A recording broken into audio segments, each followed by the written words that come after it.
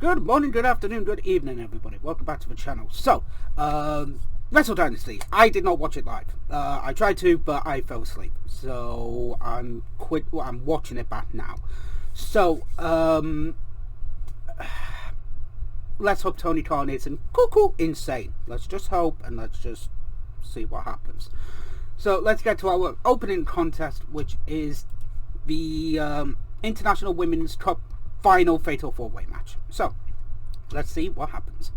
So we just had the Fatal 4-Way International Women's Cup final match, and this was okay, but the finish really was like like it was just why fucking do it? Why turn around and then have the Momo wannabe interfere, like the manager of Momo wannabe interfere to then use it when it's a fatal 4-way and it's an ODQ technically. It's one of them. The match was good leading into it, but that moment really took me out of it. I'm not gonna lie, it really did take me out of the match. But again, it was a solid match by four, good wrestlers. So our next matchup is the Sons of Texas taking on House of Torture for the Ring of Honor Tag Team titles. Let's get to this. So we just had the Sons of Texas versus House of Torture, and a few small miscues by both teams, but otherwise this was entertaining. I liked the match. I think Dustin Rhodes and Sammy Guevara is a very good pairing. It's been an entertaining pairing for what I've seen over the past few months.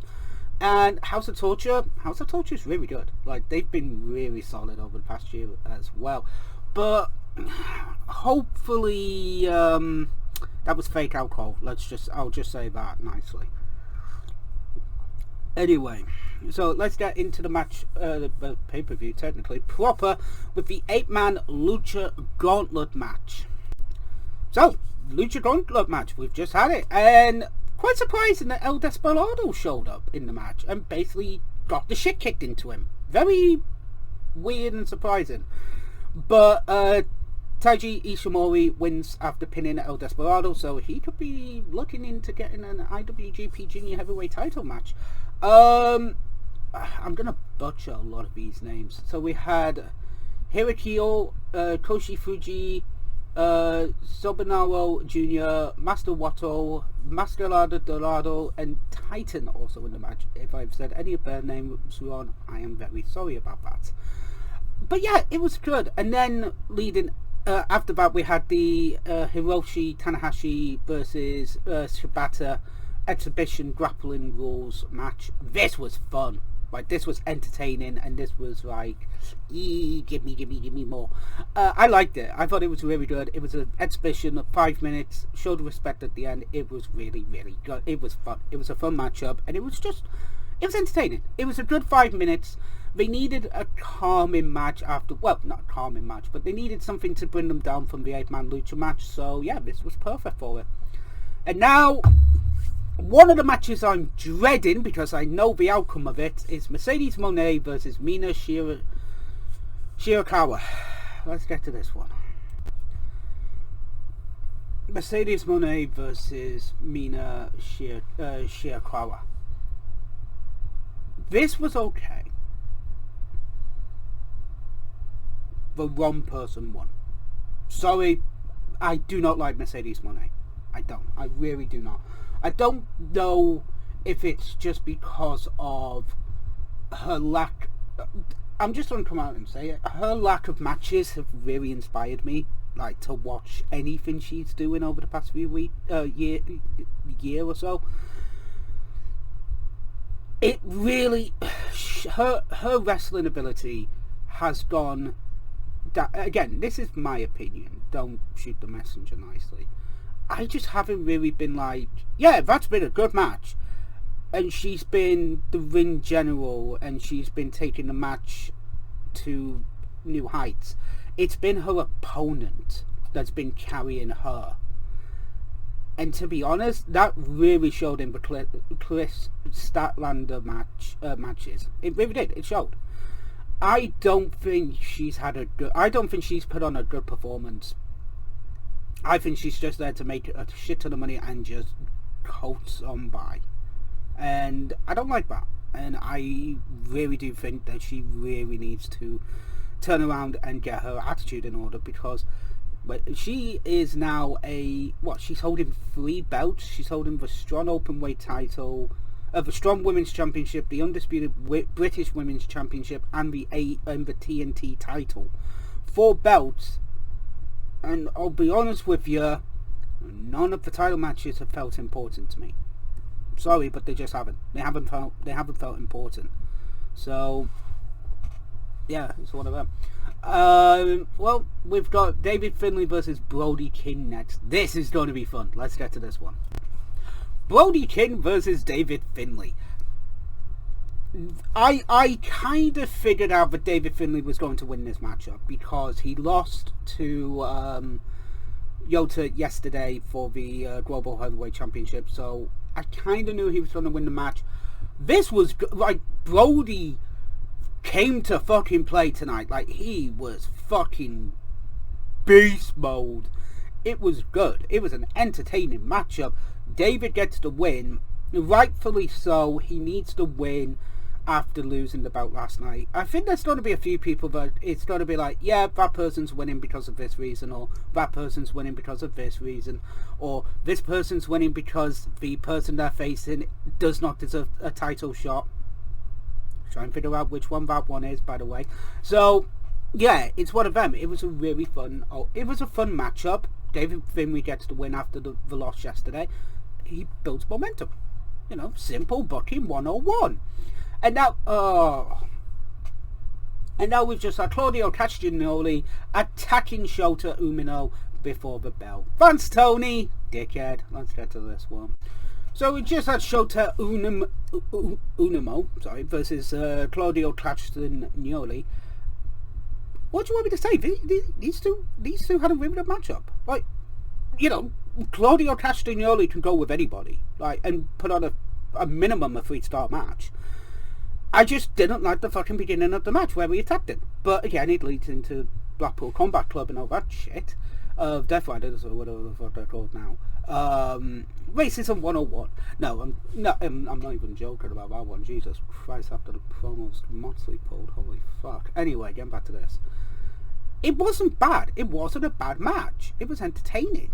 It's just the beginning kind of pulled me out of the match, and this was again another one of these foregone conclusions because Shota lost last night, so they needed him to they needed him to have a win. So what do? You don't have to put Claudio, you know, you don't have to let Claudio eat the pin, unfortunately this time. It's one of them. So sorry. Can't help that.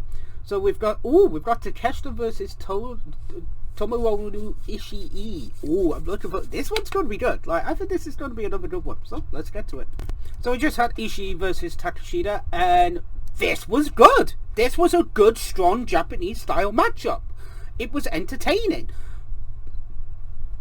I don't like the fact that Don Callis is out there, but fuck it, I'm taking what I can get. This was good. It was entertaining. Takeshita gets the win. I nearly said Takeshita. Thank you so much for that one, MJF, you daft dickhead.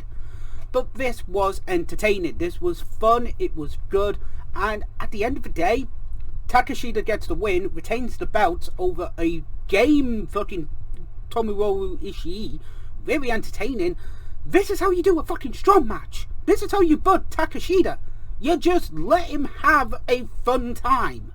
Jesus Christ. And now, oh, fuck, I forgot about this matchup. But we have Los Ingobernables de Japan in the match, so I'm happy about that. It's the 3-way title match. It's United Empire's Great O'Khan and Jeff Cobb taking on Tetsuya Naito and Hiromu Takeshita taking on the Young Bucks. I guess I know who's going to win this one. Good God, I'm not looking forward to this. Let's get to the match.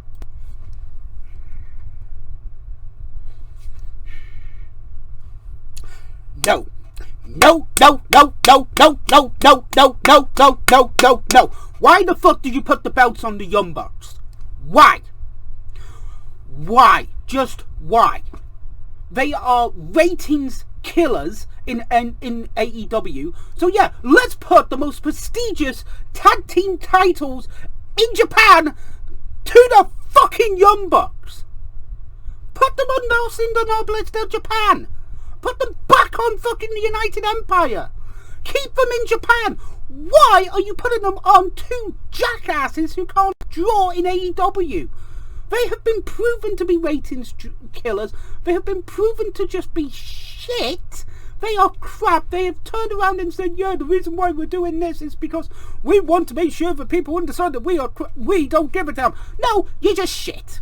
Sorry, you guys are absolutely fucking awful. Now, you guys took Okada, one of the greatest Japanese wrestlers of all time, and you shat on him by giving him to the fucking ratings killers known as the Young Bucks. Don't care if you come at me. These guys are legitimately now get the fuck off my TV. They have expat heat with me, which is get the fuck off my TV or my computer screen. This is why I was terrified when the Young Bucks were announced for this matchup. I was terrified. They don't deserve the belts. They are EVPs. Get the fuck back to the locker room. Oh, and now we've got. Oh my god! And now we've got Jack Perry. We've got Yota Tsuji versus Jack Perry for the global title. I swear to God, if they put the belt on Jack Perry, I'm gonna flip my shit. Let's get to it. Thank fuck they didn't put the belt on Jack Perry. Thank fuck. I am so fucking happy right now. Yota versus Jack Perry for the global heavyweight title. This was entertaining. Thank God Yota just turned around and said, no, I've won the belt, I'm keeping the fucking belt. This was okay. This was actually decent. Out of all the matches from AEW that involved AEW wrestlers, I'm not including Takeshita versus Shibata because that was an exhibition. That is a different match. That's a whole different thing entirely. So I'm not including that in this whole thing. This was the better, out of all the matches, and I can't believe I'm about to say this. This is the better match I've seen. It goes Takeshita and Ishii, that one. Shibata's again second because it's a different style of match. It's a grappling exhibition. It's not an actual matchup. Like a few years ago where basically just turned around and said, fuck it, let's have a full match. This was good. Like, Yota actually gave Jack Perry a good, actually helped him put on a good match. I will say that. But again, you cost you cost AEW, you cost AEW the bigger star, and he's being rewarded. Jog on. Right, next up, a match I am genuinely 100% looking forward to because I know this is going to be fun. It is Kenny Omega versus Gabe Kidd. Oh, this is going to be fun. So we just had Gabe Kidd versus Kenny Omega, and I did not like Kenny Omega in this match. He should not have been playing the heel. He should have been playing the babyface. The problem is, he's in AEW, and I'm not going to lie, I agree with everything that Gabe Kidd said. Gabe Kidd, I'm sorry, should have won this matchup. Kenny wins it with the one-winged angel. No, I'm sorry.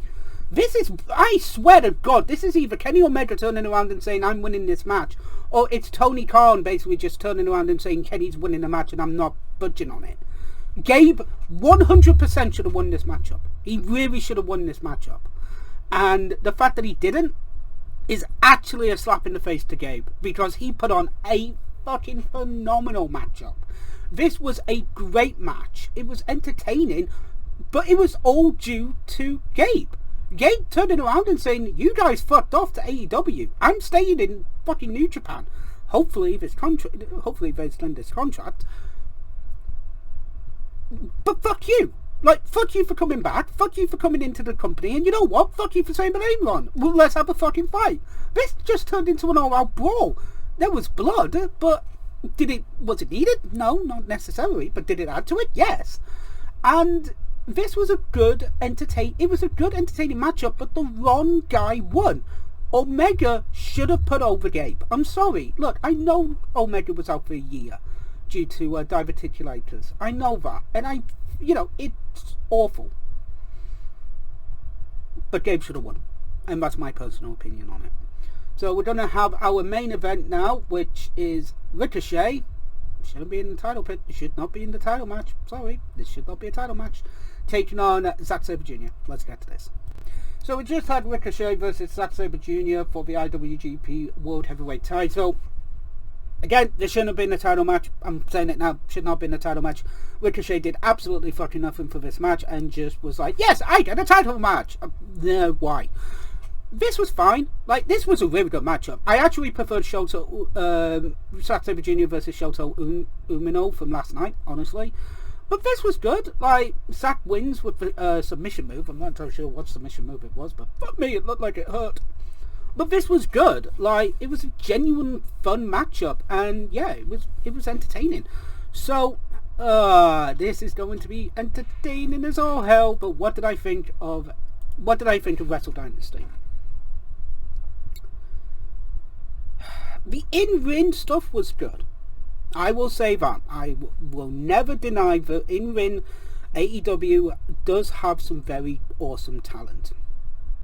The booking of some of these matches was fuck you, pay me. Mercedes Moné and Jenny Omega spring to mind. But in general, this show was good. It was entertaining. It really was. It was an entertaining matchup and it was good. So with that all being said, thank you very much for watching Wrestle Dynasty with me and reviewing it.